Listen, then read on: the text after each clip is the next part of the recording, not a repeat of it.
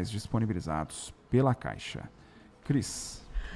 E olha só, abril é um mês de reflexão e conscientização sobre o autismo, e aqui em Foz, um passo importante nesse caminho é a implantação do Centro de Atendimento Educacional especializado ao autismo, o Centro TEA, ligado à Secretaria da Educação. E quem está aqui com a gente hoje para falar sobre isso é a diretora do centro, né, a Daniela Fonseca. É TEA ou é TEA, Daniela? Bom dia.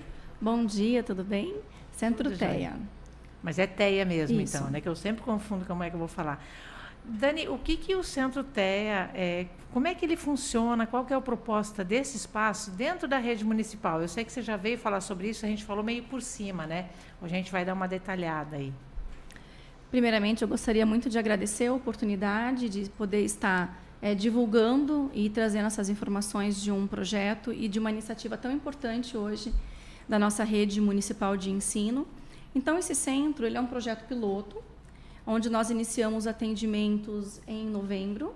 Hoje nós temos 70 crianças matriculadas no espaço, temos capacidade para atendimento até de 150 crianças nesse espaço, nesse local. Ele é um projeto da educação e ele visa contribuir no desenvolvimento de crianças com autismo e suporte às suas famílias. Então, como é que o trabalho acontece hoje no espaço? As crianças atendidas são crianças de escolas municipais e no próximo momento nós faremos um chamamento também nos CMEIs, né? Nos Centros Municipais de Educação Infantil. Como é um projeto piloto e as vagas ainda são poucas, nós estamos recrutando os alunos que são próximos ali do centro, que hoje está localizado na região do Porto Meira. No momento que ele deixar de ser um projeto piloto e ele estiver todo consolidado, porque nós estamos alinhando muita coisa ainda no percurso, nós vamos implementar em outras regiões da cidade também, visando a necessidade que temos hoje na rede e o grande número de alunos e famílias que precisam de suporte dentro dessa área. A gente conversou contigo logo depois que foi implantado, né, contigo e com a secretária sobre isso. Como é que você avalia o resultado até agora, Daniela? O resultado ele é muito significativo. Nós estamos falando hoje, eu comentei que eu tenho cerca mais ou menos de 70, quase 80 crianças matriculadas, né? Chegaremos até 150.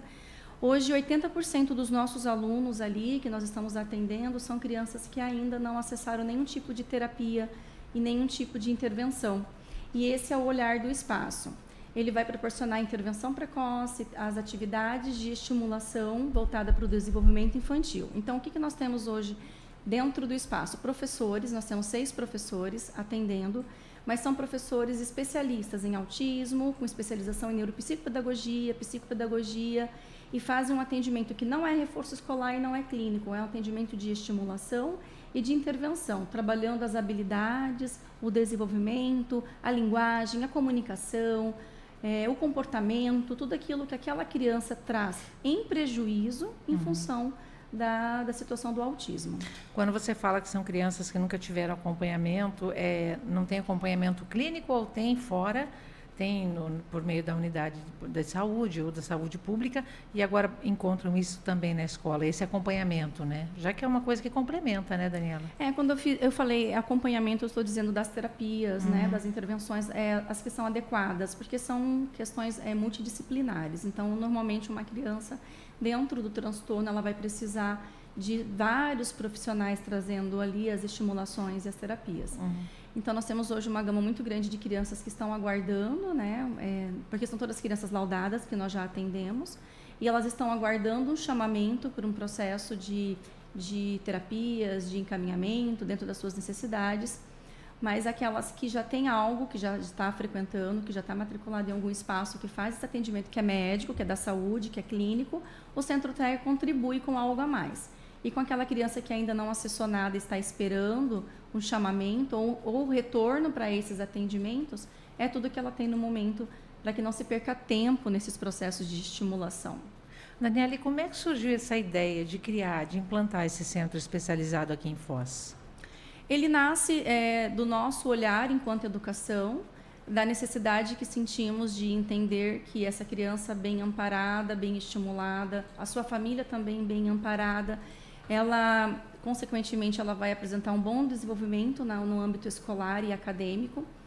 Então, os nossos olhares são todos da educação, então nós entendemos a necessidade de estar promovendo algo urgentemente, E a educação pode contribuir muito nesse aspecto, Sim. né? Porque o educador, o professor, ele trabalha com o desenvolvimento infantil na sua globalidade, na sua totalidade. Então, ele vai trabalhar a motricidade, a linguagem, a comunicação, a autonomia, funções executivas.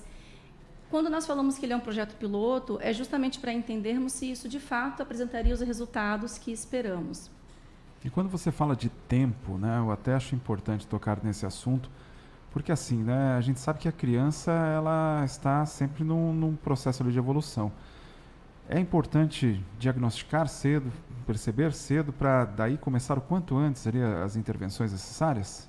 Não, com certeza. Nós atendemos crianças da rede de ensino, crianças com 5, 6, 7 anos, mas uma criança que é autista, acessar com essa idade as intervenções, as estimulações, já é muito tardio. Quando a gente fala de intervenção precoce, um diagnóstico ele pode acontecer já a partir dos 2 anos de idade, por ali, já começar o processo de intervenção e de estimulação. Então, nós estamos assim, trabalhando para que esse impacto possa ser minimizado, sabendo que ainda está muito longe de ser o ideal, porque o ideal seria logo no início da primeira infância, logo no início, né, dessa criança, lá com 2, 3 anos até antes, para que ela pudesse ter minimizado esses impactos, esses prejuízos. Mas ainda é algo muito significativo, porque mesmo com pouco tempo a gente já observa resultados muito bacanas. Eu queria te perguntar, apesar de ser importante essa detecção logo no comecinho, que bebê recém-nascido, ali nos primeiros anos, acontece muito do professor hoje, no primeiro, segundo, terceiro ano, ser o primeiro a perceber que a criança tem alguma coisa diferente ou não? É muito comum esse olhar do desenvolvimento que está muito próprio do professor ser percebido dentro da unidade escolar. Porque muitas vezes a família convive só com aquela criança e não tem parâmetro de comparação.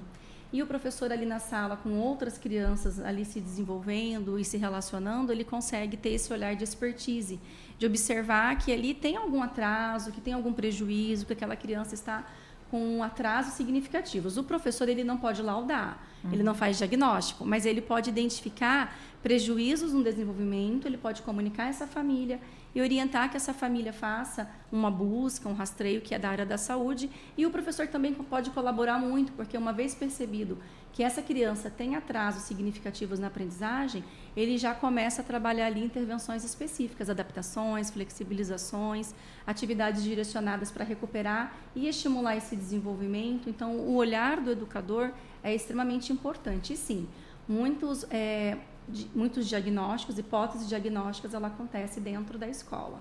Por isso a importância de vocês atenderem alunos do primeiro ao terceiro ano, que é essa turma que está indo nesse projeto piloto, né? A princípio, o ideal seria que conseguíssemos atingir todos os alunos, né? Todas as crianças, todas as pessoas que precisam. Mas nós temos entendimento das nossas limitações iniciais, nós temos projeções futuras de ampliação. Para que pudéssemos ter uma organização, isso é porque estamos iniciando como piloto, a gente tem que começar de alguma forma e de algum lugar. Então, nós assim, fizemos esse critério para que fossem crianças do Infantil 4, Infantil 5, primeiro, segundo ano, as crianças logo nas séries iniciais, para que pudéssemos dar esse suporte, corrigir esse fluxo, minimizar os impactos negativos na aprendizagem dessa criança e, dessa forma, fazer com que ela tenha condições de seguir com mais autonomia. Mas, assim, sempre sabendo que ainda é muito limitado, que o projeto ele precisa ser ampliado e que o ideal vai ser quando nós conseguirmos atingir todos os alunos, falando da rede municipal, que é do lugar que eu falo, né? Até o 5º ano e, no próximo momento, também atendermos crianças que tenham deficiência, transtornos que não sejam só o autismo. E, num momento ainda mais ideal, atender qualquer criança que tenha ali um atraso significativo no seu desenvolvimento, mesmo não sendo laudada ainda. Lá na educação infantil. Você tem uma ideia do tamanho desse público dentro desse total de alunos que a rede municipal tem, Daniela? Olha, assim, aproximadamente, não é o dado exato, mas nós temos em torno de mais ou menos mais que 2.500 crianças laudadas hoje dentro da rede municipal. Educação infantil e fundamental.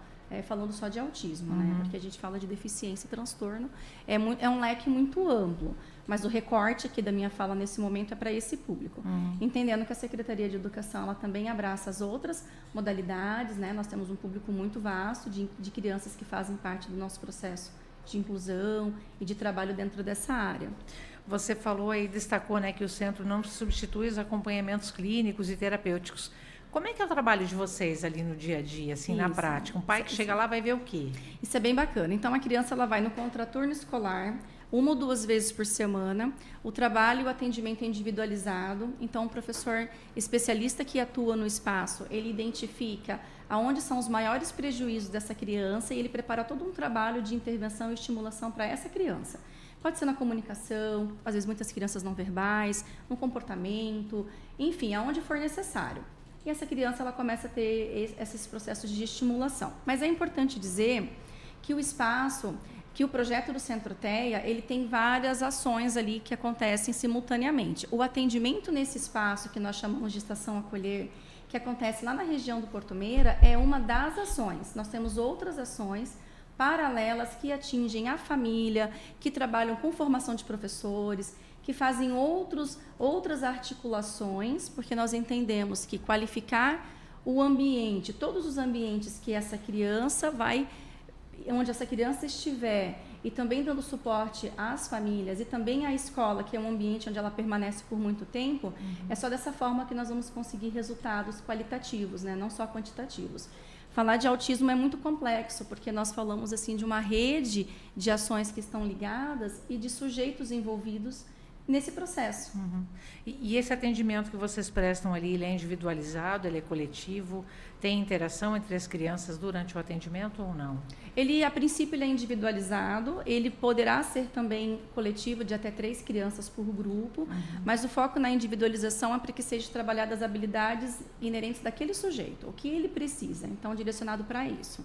Né? Dentro do autismo, os prejuízos que essa criança traz, ele é muito significativo e são em várias áreas. É na área motora, na área de linguagem, é na área da autonomia, são rigidez de comportamento. Então, é uma situação muito complexa. Precisa-se de direcionamentos bem específicos para que se tenha bons resultados. E que requisitos que um pai, por exemplo, que esteja ouvindo a gente agora e que tem filho ou filhos nessa condição, ele precisa preencher para poder ter esse atendimento? Como é que é o caminho para chegar até vocês? Então, nesse momento, como nós ainda somos projeto piloto, nós estamos alinhando todo o nosso percurso, apesar de termos bons resultados, nós ainda estamos ajustando e entendendo como isso é possível de acontecer. Porque é a primeira vez que a educação aqui na rede abraça com um formato de intervenção. Então, nós estamos alinhando todo esse percurso, entendendo como isso pode acontecer, ajustando todos esses atendimentos, ajustando as nossas abordagens. Só que os resultados já são bem bacanas, como eu já relatei, e o crescimento e a consolidação está caminhando já para o seu processo de finalização. Então, nesse momento, como eu disse, nós estamos chamando crianças. O chamamento acontece, né, via Secretaria Municipal, mas nas crianças matriculadas nas escolas próximas do espaço, do Centro TEA. A princípio, nesse momento. Num outro momento, nós teremos, muito possivelmente, um outro tipo de abordagem. Quando deixarmos de ser um projeto piloto e ele já tiver um caminho mais consolidado, e nós estivermos implementados em outros bairros, é muito possível que mude também o processo de chamamento, mude o processo de critérios, para que a criança possa estar ali sendo inserida. Essa organização é uma organização inicial, né, para que pudéssemos iniciar de alguma forma responsável, de uma forma séria, de uma forma organizada, pudéssemos ir mensurando os resultados em pequeno portes, né, e depois dessa forma ir transformando isso numa ação de grande porte. E vocês têm também algum trabalho envolvendo as famílias dessas crianças? Porque a gente sempre fala do paciente, da pessoa na condição disso ou daquilo, mas não fala tanto das famílias, e elas, de certa forma, fazem também parte de todo esse processo, né, Daniela? Sim, nós temos sim um projeto que é voltado do Centro TEA, que é o projeto Arte em Educar Juntos. Ele é um projeto itinerante, com encontros semanais e que ele visa orientação parental e escutativa. Então, são encontros que acontecem em 4 grandes regiões da cidade: Jardim São Paulo, Vila C, Porto Meira e Três Lagoas. Nós estamos todas as terças-feiras à noite em centros, escolas, bairros desses locais, fazendo essas palestras e esses encontros com essas famílias. Nós fazemos um rodízio na cidade mensal, só que nós vamos em cada local uma vez por mês, mas que semanalmente temos encontros em locais diferentes. São realizados os convites e a divulgação dos cronogramas pelas escolas, pelos CMEs, as escolas direcionam os convites para os familiares e para a comunidade ele é aberto para qualquer comunidade. E o coração desse projeto é aquela questão, cuidar de quem cuida, né? Quem que cuida desse cuidador que está muitas vezes emocionalmente já desgastado, que está emocionalmente fragilizado, Então, não é ensinar esses responsáveis e esse pai a como educar seus filhos, mas é escutar esses familiares e trabalhar as questões emocionais. Esse encontro é mediado por psicólogos e outros palestrantes convidados, mas o coração do projeto é cuidar de quem cuida. E o pessoal da comunidade que quiser participar desses encontros, mas não tem filho matriculado, tem acesso a alguma informação da agenda? Como é que é feito? Sim, nós também divulgamos no Instagram da Secretaria Municipal de Educação, né, os cardzinhos com os locais dos encontros, os horários. Semanalmente a gente sempre divulga e ele é aberto para a comunidade, para professores, para a comunidade acadêmica. Isso que eu ia te falar, e os professores, que são ali a primeira linha, né? Que tipo de apoio vocês estão tendo, vocês estão dando a eles? Como é que funciona isso? Existem ações específicas de diretorias da Secretaria Municipal de Educação, da Prefeitura de Foz do Iguaçu, que trabalha com o bem-estar desses profissionais, né, e de todos os outros servidores também. Então, existem algumas ações pontuais que acontecem já há muito tempo, não é inédito, não é de agora. Mas, falando do projeto do Centro TEA, esses encontros, como são voltados para educadores, para os pais e para a comunidade em geral, eles também acabam sendo beneficiados nesse processo, né, de trabalhar essas emoções, de fortalecimento emocional. E como ele tem uma continuidade, porque os encontros são mensais, nós conseguimos iniciar, desenvolver e concluir ações bem bacanas. Você que a gente cria vê os vínculo, resultados. né? Isso, cria esse vínculo, tem uma frequência, uma permanência, e dá para conseguir mensurar os resultados a médio e longo prazo. Qual que é o retorno que os pais estão dando para vocês, que já estão participando desse projeto, Daniela? Os nossos pais ali do espaço, os retornos são sempre muito positivos. Nós nos surpreendemos de ver que com poucas semanas da criança inserida no projeto, já escutamos relatos de melhorias na postura, no comportamento, na aquisição das habilidades acadêmicas, nas rotinas de dentro de casa. Então, a família também, quando necessário, é convidada junto com a professora para entender como que pode ser essa comunicação com essa criança quando ela é não verbal, como que pode melhorar a rotina e a estrutura dentro de casa específica para o atendimento da criança com autismo.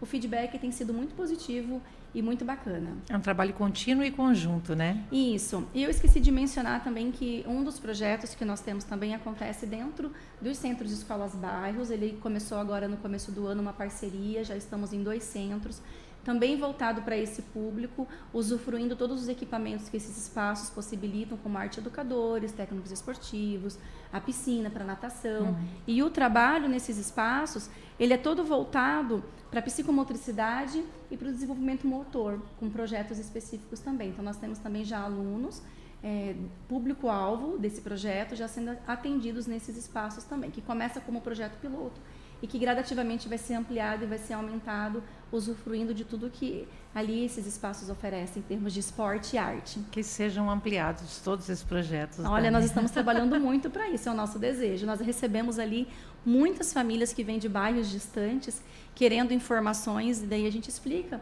o porquê desse momento ser tão restrito. Nós temos total consciência de que ainda precisa se ampliar para que cheguem todos aqueles que necessitam, e as famílias ficam muito esperançosas. Desejo que amplie, que chegue lá no meu bairro, que a gente possa ter isso em outras regiões.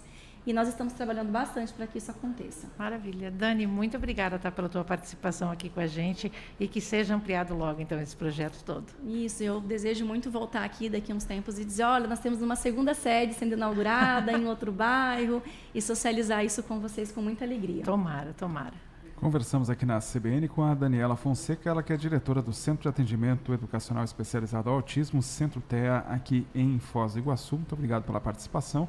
E daqui a pouquinho a gente vai disponibilizar na íntegra esse conteúdo ali no nosso site cbnfoz.com e também no YouTube, Rádio CBN Foz, para que você possa ver também, compartilhar este conteúdo. Agora 11h31. E antes de irmos ao repórter CBN em Rede Nacional, informação aqui da PRF, que apreendeu na madrugada de ontem, né? Foi divulgado hoje aqui pela manhã a informação, mais de $200 mil, escondidos num compartimento oculto de um carro.